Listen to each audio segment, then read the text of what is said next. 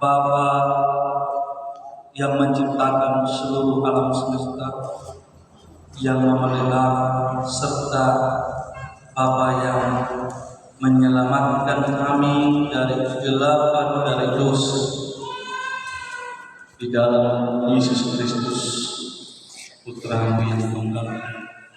Tuhan, saat ini kami datang kepada Tuhan lewat persekutuan ibadah kami.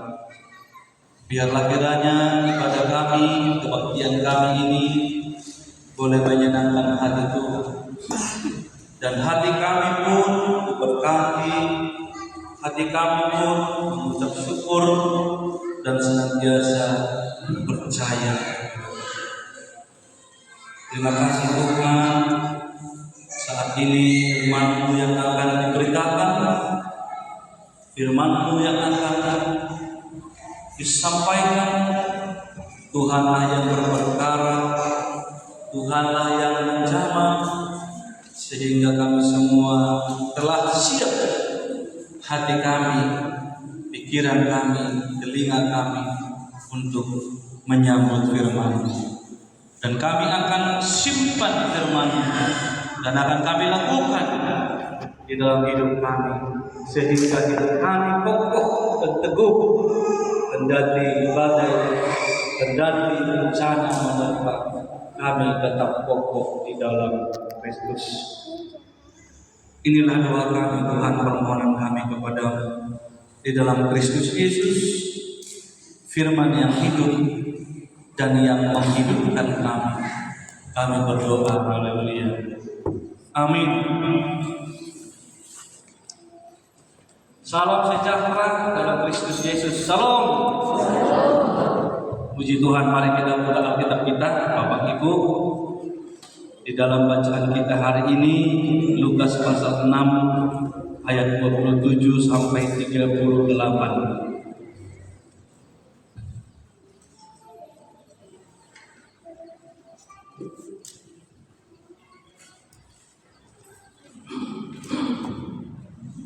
Lukas pasal 26 ayat 27 sampai 38. Saya akan baca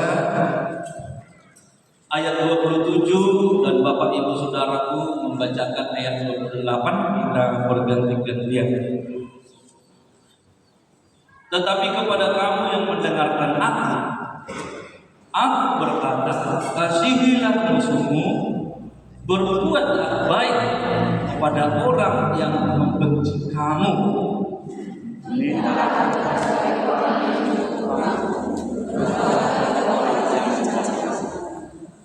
Barang siapa menampar pipimu yang satu, berikanlah juga kepadanya pipimu yang lain. Dan barang siapa yang mengambil jubahmu, biarkan juga ia mengambil bajumu.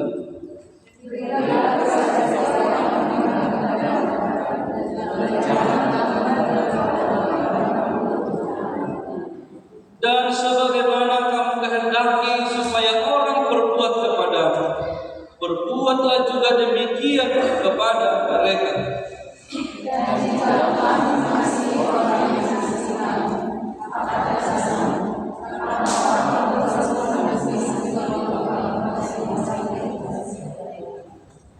Sebab jikalau kamu berbuat baik kepada orang yang berbuat baik kepada kamu, apakah jasamu?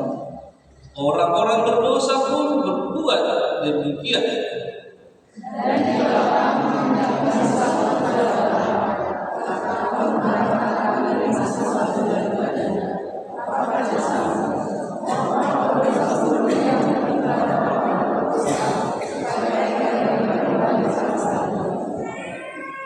Tetapi kamu kasihilah musuhmu dan berbuatlah baik kepada mereka, dan pinjamkan dengan tidak mengharapkan balasan.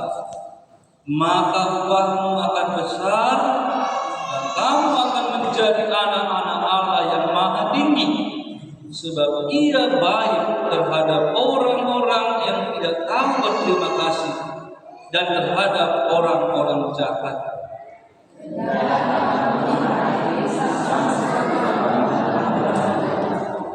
Amin. Berbahagialah setiap orang yang mendengar firman Tuhan dan yang komitmen untuk melakukannya. Bapak Ibu, hari ini kita akan belajar satu firman dengan sebuah tema, yaitu kasih yang ilahi dan radikal. Mengapa dikatakan kasih yang ilahi? Berarti kasih yang dari Tuhan, kasih yang tulus murni, agape, yang tidak mengharapkan balasan. Radikal artinya kasih yang mengakar, yang kuat, kasih yang teguh, yang kita pegang di dalam hidup kita. Kasih inilah yang membedakan orang-orang Kristen, pengikut-pengikut Kristus terkenal di dunia sebagai orang-orang yang mengasihi.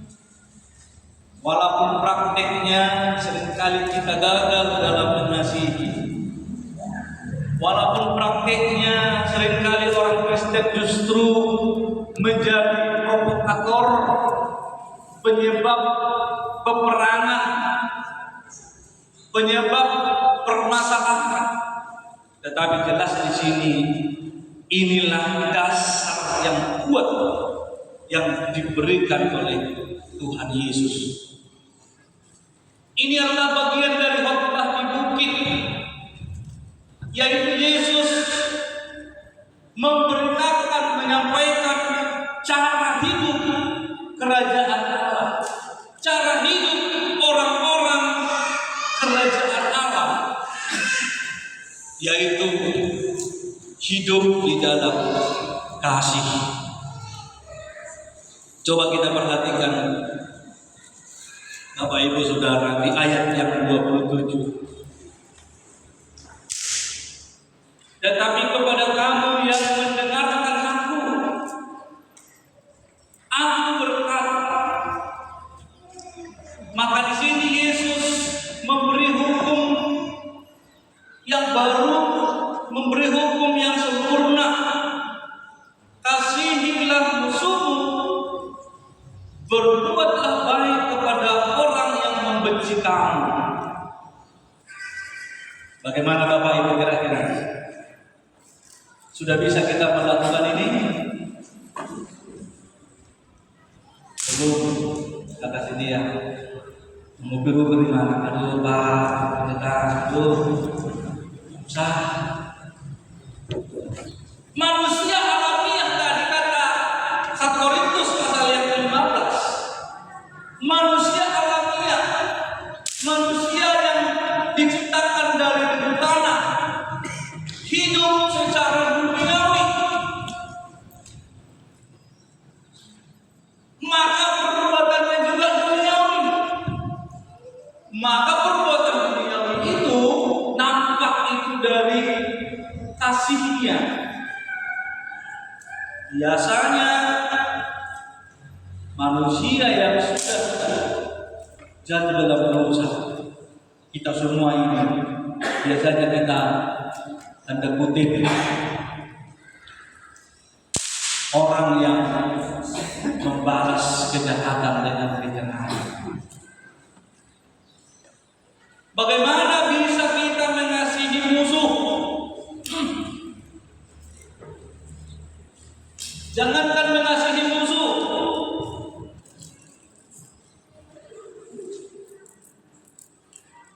membalas kebaikan orang saja pun kadang-kadang kita lupa. Membalas budi baik orang pun kita gagal. Apalagi mengasihi musuh. Kenapa saudara-saudara? Bagi orang Yahudi, bagi orang Israel, mereka mendoakan kehancuran musuh-musuhnya. Mereka mendoakan bangsa-bangsa yang membenci mereka. Mereka menginginkan kehancuran daripada orang-orang yang tidak mengenal Tuhan atau orang-orang fasik. Tetapi kita hari ini di dalam kuasa kasih Kristus tidak ada lagi seperti itu, ya. Nah, ada kita orang Kristen sekarang mendoakan orang lain atau bangsa lain supaya hancur, supaya tertimpa bencana, supaya terkutuk. Nggak ada. Kita doakan yang menganiaya kita pun kita doakan supaya Tuhan yang menjamah dan mengubahkan hidupnya. Bukan hanya di sini kita disuruh diperintahkan mengasihi, memperlakukan dengan baik musuh kita, tetapi dikatakan kita juga harus mendoakan mereka. Di ayat yang ke-28, mintalah berkat bagi orang yang mengutuk kamu. Jadi kutuk itu kita ganti dengan berkat. Murah-murah kalau bahasa Batak. Zaman sekarang ini gampang sekali orang mengutuk, memurah-murahi. Ya kan?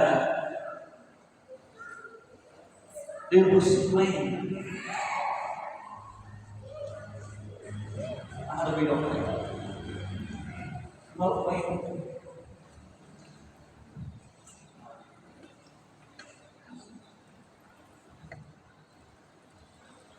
Ini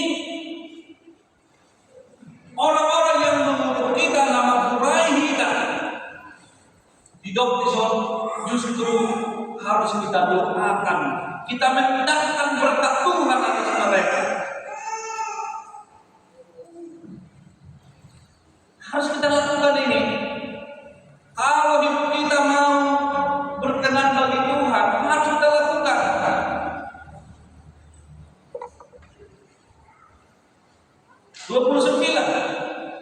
Barang siapa menampar pipimu yang satu, berikan juga kepadanya pipimu yang lain.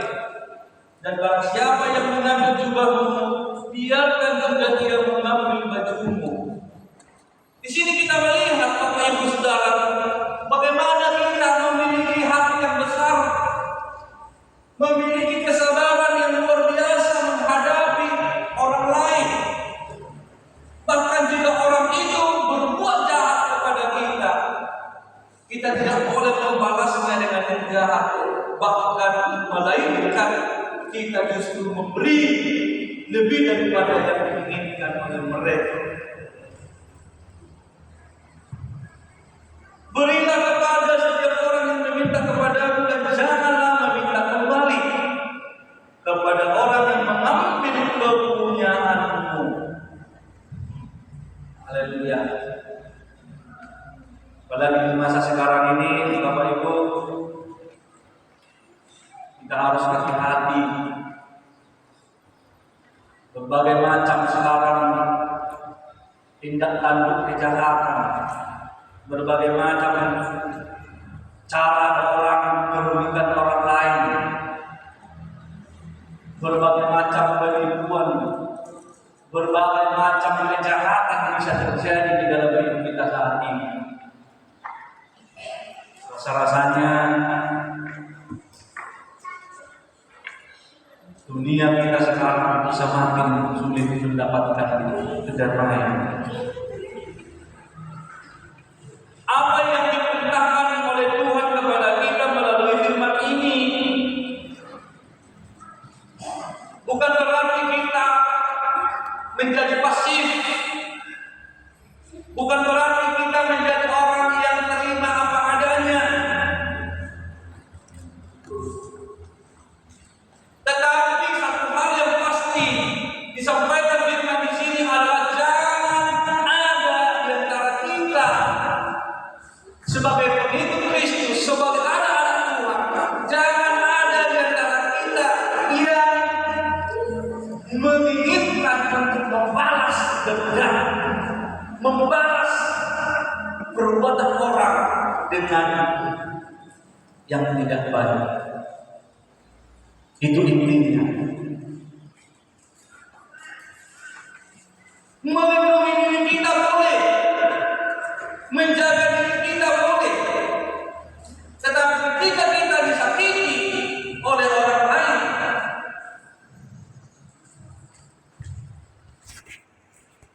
tidak ada bagi kita untuk membalaskan dendam. Tidak boleh kita untuk membalaskan hati-hati kita kepada orang lain. Ini sangat sulit kita lakukan, tapi bukan berarti tidak bisa.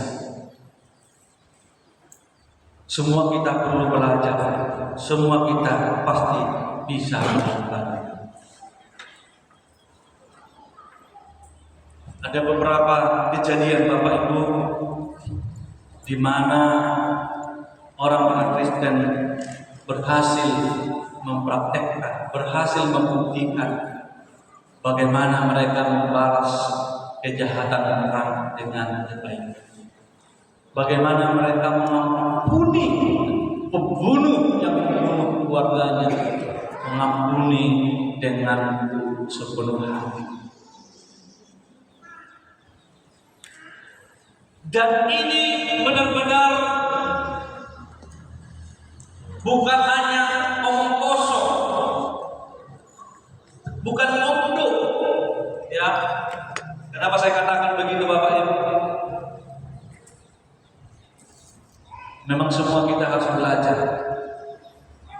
Tidak ada kamus di dalam hati kita, pikiran kita sebagai orang percaya. Kamus benci, kamus dendam harus dihapuskan dari hati kita. Kamus hati buang dari hati kita. Yang ada selalu adalah kasih dan pengampunan. Kasih dan pengampunan, berkat. Sekalipun itu orang yang memusuhi kita, sekalipun itu orang yang membenci kita, sekalipun itu orang yang mengutuk dan menganiaya kita, tetap kita katakan doakan berkat untuk dia. Kemudian kita lihat di sana ayat 32 dan seterusnya. Jikalau kamu mengasihi orang yang mengasihi kamu, apakah jasamu? Karena orang-orang berdosa pun mengasihi juga orang-orang yang mengasihi mereka. Sebab jikalau kamu berbuat baik kepada orang yang berbuat baik kepada kamu, apakah jasamu? Orang-orang berdosa pun berbuat demikian. Di sini Tuhan Yesus menuntut keistimewaan pengikut-pengikutnya. Tuhan Yesus menginginkan kelebihan dari pengikut-pengikutnya supaya jangan sama dengan orang-orang lain yang berhubung dengan Tuhan, yaitu supaya melakukan kasih, melakukan perbuatan baik, jangan karena mengharapkan balasan, jangan karena ingin untung, ya, atau istilahnya transaksional. Saudara, dimanapun kita berada, mau kita bergereja, mau kita ber-STM, mau kita ikut pengumuman magang, mau kita ikut LSM, mau dimanapun kita, jangan kita mengharapkan keuntungan. Kalau sudah kasih 1.000, paling tidak aku terima 1.000. Kalau sudah kasih 10.000, paling tidak harus kembali kepada aku 10.000. Kita harus dengan hati pengorbanan supaya itu menjadi perbuatan baik yang berkenan kepada Tuhan. Sebab kalau kita hanya berbuat baik kepada orang yang berbuat baik kepada kita, tidak ada faedahnya bagi kita. kita malah lebih jahat daripada orang-orang yang tidak mengenal Tuhan. Karena orang-orang yang tidak mengenal Tuhan, orang-orang berdosa untuk melakukan hal yang sama. Tetapi bagi kita orang-orang percaya, mengasihi, mengampuni, memberkati, itulah harus selalu ada di hati kita, ada di hidup kita. Bukan transaksional, memperhitungkan selalu untung dan rugi, mengharapkan balasan yang setimpal bahkan lebih, maka itu tidak berkenan kepada Yesus. Tetapi kamu kasihilah musuhmu dan berbuatlah baik kepada mereka, dan pinjamkanlah dengan tidak mengharapkan balasan, maka upahmu akan besar dan kamu akan menjadi anak-anak Allah yang Maha Tinggi, sebab Ia baik terhadap orang-orang yang tidak tahu berterima kasih dan terhadap orang-orang jahat. Jadi Bapak Ibu Saudara, di dalam melakukan kasih, di dalam melakukan perbuatan baik, dalam melakukan pengampunan, teladan kita adalah Allah Bapa. Bagaimana Allah Bapa dikatakan Ia mencurahkan hujan, Ia memberikan sinar matahari, Ia memberikan berkat bagi orang-orang baik atau orang-orang jahat.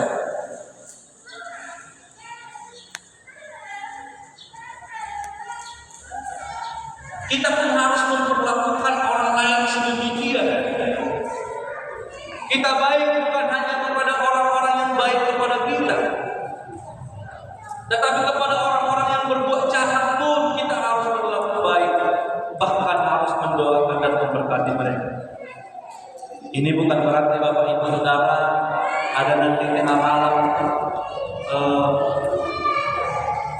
ketok-ketok pintu, saudara nggak kenal, orangnya nggak jelas, lalu Bapak Ibu karena hati baik langsung dibukakan lebar-lebar, ya, kan itu artinya ya. Kita tetap waspada, tetap kita harus menjaga diri, melindungi diri kita dengan baik. Artinya di sini, ketika sesuatu hal yang tidak baik terjadi kepada kita, jangan kita membalas dendam. Itunya intinya. Tuhan sangat membenci yang namanya membalas dendam, membalas kejahatan dengan kejahatan. Tetapi balaslah kebaikan dengan kebaikan, balaslah kejahatan dengan kebaikan.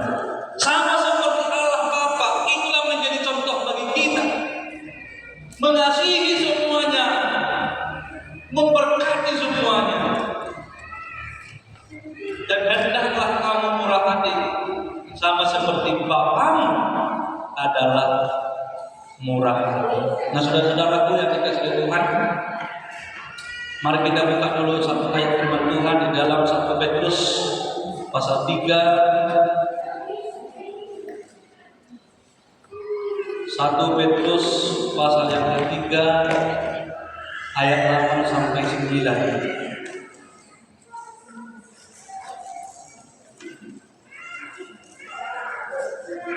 Mari kita sama-sama membaca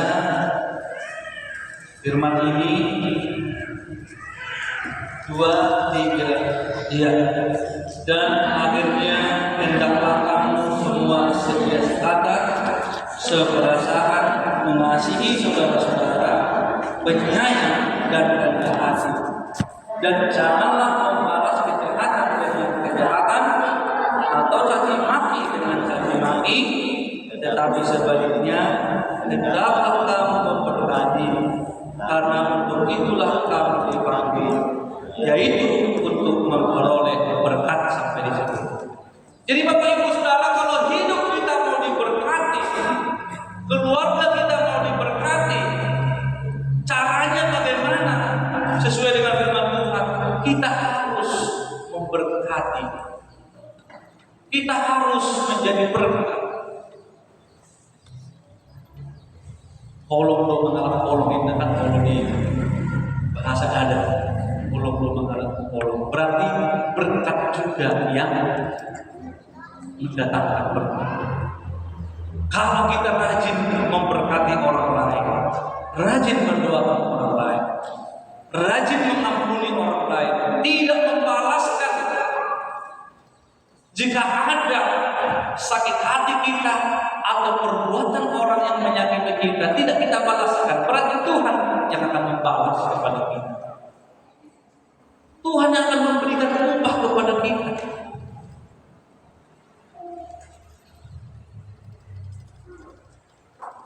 Kalau kita hanya berbuat baik kepada orang yang berbuat baik kepada kita, apalah upah kita? Tidak ada. Tetapi apabila kita mengasihi, mengampuni orang yang membenci kita, memberkati orang yang mencaci maki kita, maka upah besar di surga. Karena itu semua kita dipanggil oleh Tuhan menjadi terang. Dalam Matius 5 ayat 14, kamulah terang dunia, kata Kristus. Kamulah terang dunia. Artinya kitalah yang dipanggil oleh Tuhan untuk menjadi saksi, untuk menjadi contoh, untuk menjadi teladan, untuk menjadi kesaksian membawa terang Tuhan di sekeliling kita. Jadi jangan lagi Bapak Ibu, saudara-saudara, anak muda remaja ya, janganlah kamu mau membalas dendam. Kendati pun hatimu sakit sesaat, mintalah ampunan dari Tuhan, mintalah berkat dari Tuhan. Amin. Kalaupun ada perkataan temanmu yang menyakiti hatimu, mungkin sesaat hati jiwamu merana, ingatlah kepada Tuhan, berdoalah, minta kekuatan untuk mengampuni, minta kekuatan untuk memberkati, supaya berkat Tuhan kau terima sebagai upah. Tetapi kalau siapa yang mau membalaskan dendam, mau membalaskan sakit hati dengan sakit hati, maka dia bukanlah murid Kristus. Dia bukanlah anak-anak Allah. Ya, ini semua menjadi firman bagi kita supaya kita menyadari apa yang dilakukan oleh Kristus. Kristus tidak hanya berkata-kata, tetapi Kristus melakukannya. Bagaimana ia mengalami segala macam penderitaan, dia tidak membalas. Bagaimana Kristus dicaci maki, dia tidak membalas. Bagaimana Kristus tersiksa, dia tidak membalas. Karena dia menjadi contoh bagi kita. Bagaimana seharusnya anak-anak Tuhan mengasihi, mengampuni, dan memberkati. Tuhan Yesus memberkati kita semua, diberikan kepada kita kasih yang ilahi, kasih yang kuat di dalam hati kita untuk mengasihi seorang anak yang lain. Mari kita bersatu dalam doa. Bapa kami yang di surga, terima kasih. Kasih yang tidak bersyarat, itulah yang Engkau ajarkan kepada kami. Kasih yang tidak menuntut balasan, kasih yang rela mengampuni, kasih yang rela mendoakan dan memberkati orang-orang yang memusuhi bahkan yang membenci kami. Tuhan, ajari kami, besarkan hati kami, teguhkan iman kami, supaya ketika kami menghadapi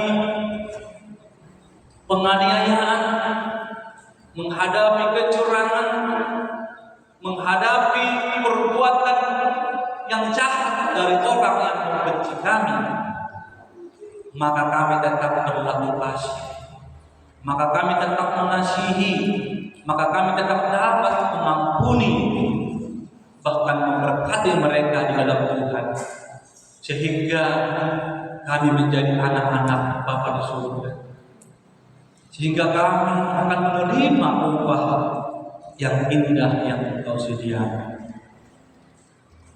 Jangan ada di antara kami Tuhan orang-orang berjahat yang membalaskan dendam sakit hati kepada sesamanya, melainkan mengampuni dan memberkati.